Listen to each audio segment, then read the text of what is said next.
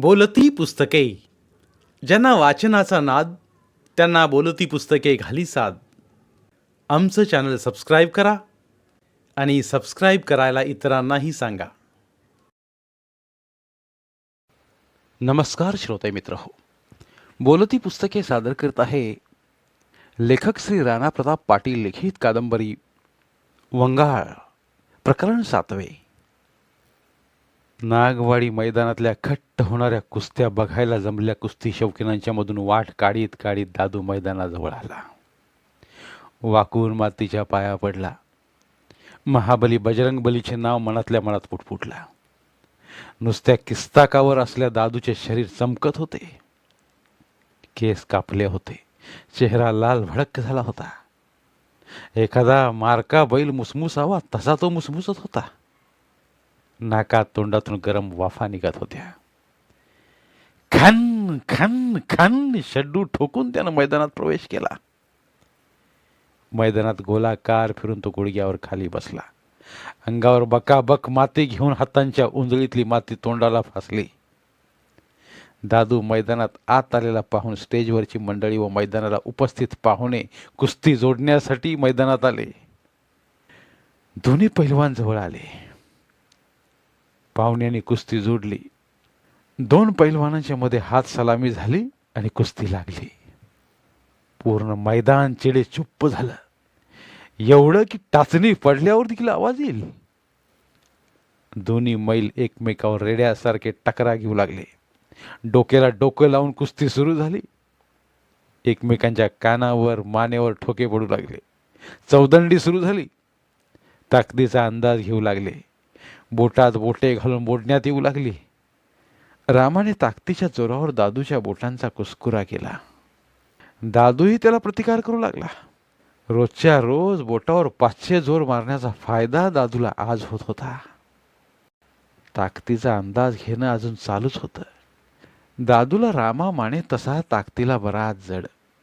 म्हणूनच कमी ताकदीच्या दादूवर रामा माने चाल करू लागला. रामा माने जरा दादूला जड जातोय हे बघून स्टेजवरच्या अण्णा पाटलांना समाधान होई. अचानक रामाने दादूच्या डाव्या कानाच्या वर डोक्यात निब्बार ठोका टाकला. तसा घामाघूम झालेला दादू रामाच्या पायात पडला. एखाद्या बाहुलीबरोबर कुस्ती करावी अशी कुस्ती रामा दादू बरोबर करू लागला. पण त्या ठोक्याने खाली बसलेला दादू तेवढ्याच चपळाईने उठून उभा राहिला. पुन्हा 2 मल्ल भिडले. बराच वेळ चौदंडी चालू होती. एकमेकांच्या मानेतला कस काढला जात होता. दादूला रामा कसलाच ऐकत नव्हता. त्याची ताकद अपुरी पडत होती. पण जिद्द सोडणारा दादू कसला. स्टेजवरच्या सूर्याजीरावांना हे आता बघवत नव्हतं. त्यांची तळमळ वाढत होती. जुनं ठोकार आणि ताकदीनं दादूपेक्षा मजबूत असलेल्या रामा मानेकडून दादूचे हाल होत होते. पण जातीवंत ते जातीवंतच. दादू रामाला काही केल्या हटत नव्हता. समालोचक पुजारी आता रामा मानेचं कौतुक करीत होते. मैदानात सावध पण रामा मानेपासून लांब पळून कुस्ती करणाऱ्या दादूच्या विरोधात पूर्ण मैदान गेल्याचा भास होऊ लागला. आपल्याच गावाच्या मैदानात येऊन रामा माने आपल्याच पैलवानावर भारी पडत होता हे नागवाडीच्या लोकांना रुजत नव्हतं. म्हणूनच मैदान बघायला आलेल्या गावकऱ्यांच्या मध्ये कुजबूज सुरू झाली. मैदानालगतच बसल्या चांबार आळीचा सोपान बाजूला बसल्या गावकऱ्याला उद्देशून म्हणाला, आईला सूर्याजीराव पाटलाचं पोरगं नुसतंच दांडगं झालं या काय रे. मला बी तसंच वाटतं या का. तास झाला समधी कुस्ती तेव राम्याच करायला लागला या आणि हेव नुसतं बाहेर पळतो या. दुसरा गावकरी म्हणाला, खायला कारण धरणीला भार आहे का नुसता. पुन्हा सोपान बोलला, आणि कोल्हापुरात आखाड्यात ठेवलाय म्हण गावकरी. वय वय कोल्हापुरात हाय तालमीत. इकडं वाघ येतो या गावासंग टकरा आणि हेव नुसता खाऊन खाऊन बैल झालंय. इतक्यात रामानं दादूला पायाला ठ्याप मारून खाली घातलं व पाठीवर जाऊन कब्जा स्वतःकडे घेतला. अंगातून त्राण गेला दादू रामानं मारल्या एका ठेपेतच खाली आला. दादूला खाली घेतलेला बघून सगळ्या कुस्ती शौकीनांना कुस्तीचा निकाल समजला होता. आता ताकदीच्या जोरावर रामा दादूला पाडणार हे स्पष्ट होतं. मैदानात जमलेल्या लोकांच्या पैकी काही लोक उठून जाण्याच्या मनस्थितीत होते. पण सूर्याजीरावाचा अंगात रक्त असलेला दादू एवढा पण कच्चा नव्हता. परिस्थितीला टक्कर देण्याचं बाळकडू त्यानं आपल्या आबाकडून घेतलं होतं. रामानं आपल्या शरीराचा संपूर्ण बोजा दादूच्या पाठीवर टाकला व लांग मारून मानेवर घुटणा ठेवू लागला. मानेचा कस काढला की दादू आपसुकच पडेल अशी त्याची खिळी होती. मानेवर घुटणा देताना रामाने दादूच्या कानावर घुटणा मारला. कानावर झाल्या जबरदस्त प्रहाराने दादूला नरक यातना झाल्या. अंग सोडून देऊन पाठ टेकावी आणि राम्याच्या या चाललेल्या हालापासून सुटका करून घ्यावी असाही एक क्षण त्याला वाटला. पण दादूला त्याच्यासाठी खस्ता खाणारा त्याचा बाप आठवला. दर आठवड्याला आपल्यासाठी डोक्यावरून खुरड्यातून कोंबडं आणणारा, आपण मोठा पैलवान व्हावा म्हणून लागेल तेवढं तूप, बदाम आणि चिक्कार पैसा घालणारा, गावातल्या अण्णा पाटलांसारख्या मस्तवाल लोकांच्या बरोबर टकरा घेणारा बाप त्याच्या डोळ्यांतून एक क्षण तरळून गेला. दादूने डोळे बंद केले. शक्तीचे देवता महाबली बजरंगबलीचं मनात नाव घेतलं आणि वरून मानेवर पडणाऱ्या रामाच्या घुटण्याचा प्रतिकार करत उठून उभा राहिला. रामाला काही कळायच्या आतच पुन्हा दादू त्याच्या पुढे उभा होता. प्रेक्षकांमध्ये पुन्हा उत्साह निर्माण झाला. आता काहीतरी होणार म्हणून पुन्हा सगळी जमिनीला खिळून बसली. समालोचक पुजारी सुद्धा स्तब्ध झाले. पुकारायचं सोडून कुस्ती बघू लागले. स्टेजवर बसल्या पुढाऱ्यांमध्ये शांतता पसरली. किल्ले तोडून वर आलेल्या दादूला बघून रामा चवताळला. धावून दादूच्या अंगावर आला. पण दादू आता पूर्ण सावध होता. समोरून चालून येणाऱ्या रामाचा एक हात काकेत तर दुसऱ्या हाताने कोपरा धरून एका क्षणात उजव्या अंगावर बाहेरची टांग लावली. तसा मातीपासून 1 फूट उंच उडून रामामाने सप्पाई पाठीवर पडला. जिथं पडला त्या ठिकाणी मैदानात त्याच्या पाठीचा शिक्का उठला. दादूने एकच जल्लोष केला. आपल्या तालमीचे वस्तादांचे नाव घेऊन हात वर करून त्याने आरोळी ठोकली. तो आवाज संपूर्ण आसमंतात दुमदुमला. काही गावातल्या लोकांनी आपल्या डोक्यावरचे फेटे उडवले. पंचाने पुढे येऊन दादूचा हात वर करून विजयी म्हणून घोषित केलं. कुस्ती झाली होती आणि निकाली झाली होती. रामा मानेसारख्या मोठ्या जोडीतल्या पैलवानाला दादूने आसमान दाखवलं होतं. दादूच्या तालमीतल्या दोस्त मंडळींनी त्याला खांद्यावर घेतलं. मैदानाच्या गोलाकार एक राऊंड मारला. खांद्यावरूनच दादूने जमल्या कुस्ती शौकीनांना नम्रपणे हात जोडून अभिवादन केलं. खाली उतरून स्टेजवर बसल्या मान्यवरांकडे धाव घेतली. उपस्थितांच्या पायाला स्पर्श करून आशीर्वाद घेतला. शेवटी सूर्याजीरावांच्या जवळ जाऊन त्यांच्याही पायाला स्पर्श केला. त्यांची छाती भरून आली. अंगावर किलोभर मांस आल्यासारखं झालं त्यांना. भरगच्च भरल्या मैदानात दादूच्या कुस्तीची वाहवा होत होती. सूर्याजीरावांनी त्याच्या पाठीवर थाप टाकली. दादूला सुद्धा प्रोत्साहन मिळाल्यासारखं झालं. जवळजवळ अर्धा तास चालल्या कुस्तीमुळे घामाघूम झाल्या दादूच्या अंगावर पुन्हा पुन्हा माती बसून दादू चिखल्या मारुती झाला होता. नाकात तोंडात सुद्धा चिक्कार माती गेली होती. स्टेजवरचे अण्णा पाटील कुठे दिसत नव्हते. शेवटच्या राहिल्या कुस्त्या बघायच्या सोडून त्यांनी मैदानातून काढता पाय घेतला होता. साळुंके पाहुण्यांना तोंडात मारल्यासारखं झालं होतं. आता अण्णाच्या समोर जाण्याची त्यांची छाती होत नव्हती. मैदानात बोलावून दादूचा फेटा आणि नारळ देऊन सत्कार करण्यात आला. दादूच्या कमरेबरोबर एक ढाल आणि 1,500 रोख रकमेचं पाकिट त्याला देण्यात आलं. दादूनं मारलेल्या बाहेरच्या टांगेने कुस्ती शौकीन तृप्त झाले होते. ज्यांना कुस्ती बघायला मिळाली नाही ते संभ्रमात होत होते. पण ज्यांनी कुस्ती बघितली त्यांनी कायमची डोळ्यात साठवली होती. नागवाडीच्या एवढ्या मोठ्या कुस्ती मैदानात दुर्ग्या रामोशीच्या पण टोळीतले 2 सदस्य हजर होते. सूर्याजीरावांचे जत्रेनिमित्त त्याला जेवणाचे आमंत्रण होते. पण पोलिसांचा ससेमिरा नेहमी त्याच्या मागे असल्याने त्याला दिवसा बाहेर मोकळा फिरता येत नसे. म्हणून त्याने आपली माणसं पाठवून दिली होती. दादूने कुस्ती मारून फड गाजवला ही वार्ता त्यांच्या वाड्यापर्यंत पोहोचली होती. हिराबाईंना समाधान झालं होतं. डोळ्यांतून आलेल्या आनंदाश्रूंना त्यांनी पदर लावला. म्हातारीने देवाला हात जोडून पुन्हा त्याचे आभार मानले. सूर्याजीरावांनी पाहुण्या लोकांची जेवणाची सोय व्हावी म्हणून रेडकरला वस्तीवरून गावात वाड्यावर बोलावून घेतलं होतं. तो सुद्धा दादू कुस्ती मारणार म्हणून शेतातल्या केळीच्या बागेतले 2 पिकलेले केळीचे घड बैलगाडीत टाकून घेऊन आला. दादूच्या कुस्तीच्या विजयाने वाड्यातील वातावरण प्रसन्न होतं. हायस्कूल शाळेत असल्या पाण्याच्या हौदात दादूने बादली टाकून अंगावर मातीने झाला चिखल धुवून काढला. डोक्यात व नाका तोंडात गेलेली माती त्याने साफ केली. लंगोट आणि लांग स्वच्छ धुवून पिशवीत ठेवली. अंगात इजार सदरा चढवून चेहऱ्यावर स्मित हास्य करत वाड्याच्या दिशेनं चालू लागला. वाड्यात जाऊन कोल्हापुरातून आलेल्या तालमीतल्या वस्ताद व पैलवान पोरांची जेवणाची व्यवस्था करायची होती. जाता जाता त्यानं श्री भैरवनाथाचं दर्शन घेतलं. मिळालेल्या बक्षीसरूपी ढाल व मानधनाचं पाकिट त्याने देवाच्या पायावर ठेवलं. डोकं टेकून असंच यश पदरात पाड म्हणून श्री भैरवनाथाला साकडं घातलं. पुजाऱ्याने दादूच्या कपाळाला गुलाल फासला आणि शाबास र पट्ट्या असं म्हणत पाठीवर थाप टाकली.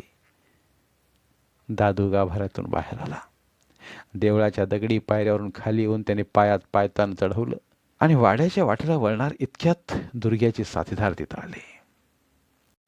घड्या चांगली कुस्ती मारलीच बघ. त्या राम्या पैलवानाची चांगलीच खोड मोडलीच. अनोळखी व्यक्ती समोर आल्याने दादू गडबडला.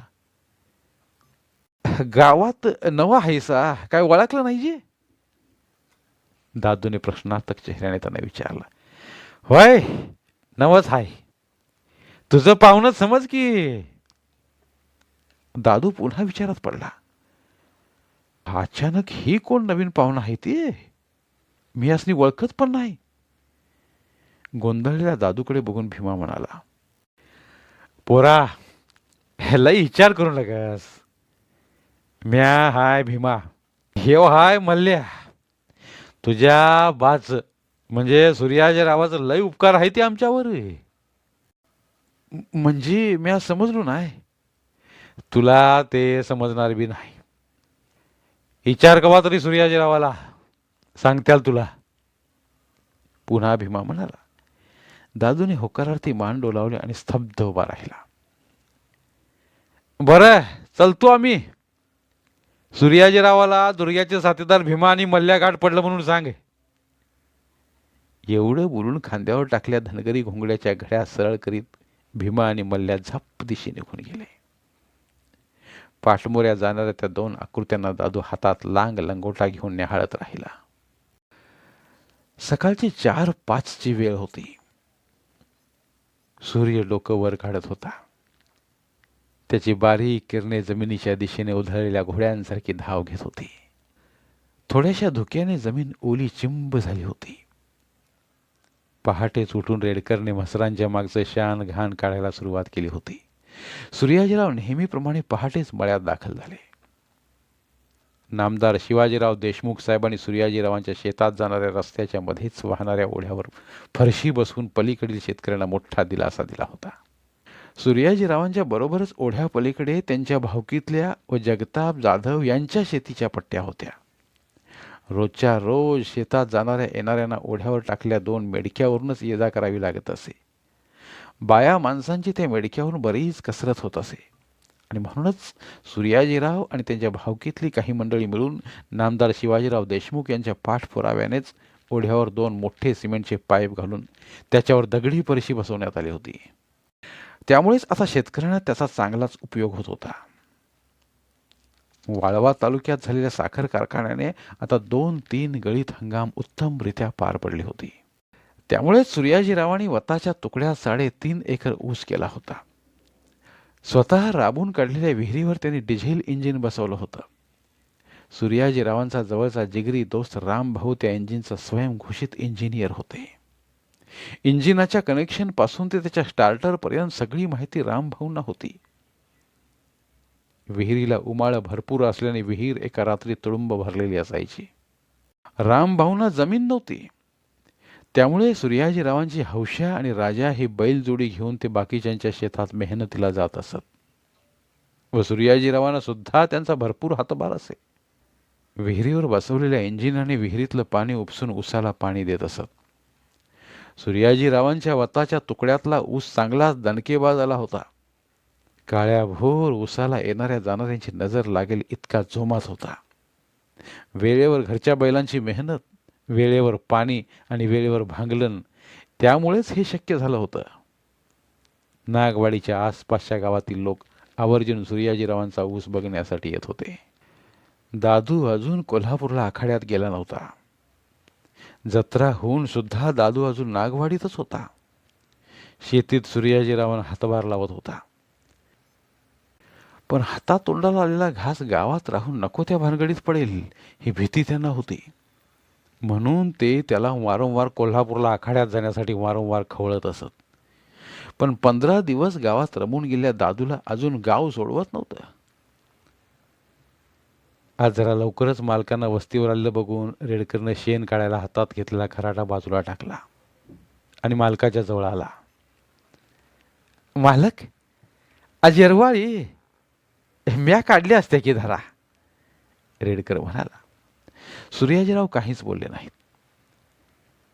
ओढ्यावर नवीनच फरशी घातल्यानं गावातल्या जनावरांचा गोठा मळ्यात आणून त्यांनी पक्क शेड उभारलं होतं. 3 बाजूला कमरे एवढ्या विटांचे बांधकाम आणि पक्क्या दावणी गेल्या होत्या आणि त्याच गोठ्याच्या बाजूला असलेल्या विटांच्या भिंतीला लागून एक बाजलं ठेवलं होतं. तिथं जाऊन ते बसले. रेडकरने बायकोला हाक मारून चहा ठेवायला सांगितला आणि मालकाजवळ येऊन उभा राहिला. रेडकर, अरे दादे अजून इथंच हाय, सूर्याजीराव रेडकरला म्हणाले. होय, ठावा हाय जी मला. मग काय? अरे मग काय विचारतोयस? होय, शानाच आहेस की. 15 दिवस झालं गावातच हाय. जत्रा होऊन किती दिवस झालं तरी जायचं नाव घे ना. जाईल की, कशाला काळजी करतायसा? अरे कवा जाईल? तो हातातोंडाला आलेला घास आहे. गाव काय शाना आहे वय रे? सूर्याजीरावांच्या बोलण्यात रेडकरला दादूबद्दल काळजी जाणवली. मालक, काय काळजी करू नकासा, जाईल तेव्हा. रेडकर थोडा धीर एकवटून बोलला. धन्यवाद. उर्वरित कादंबरी पुढील भागात.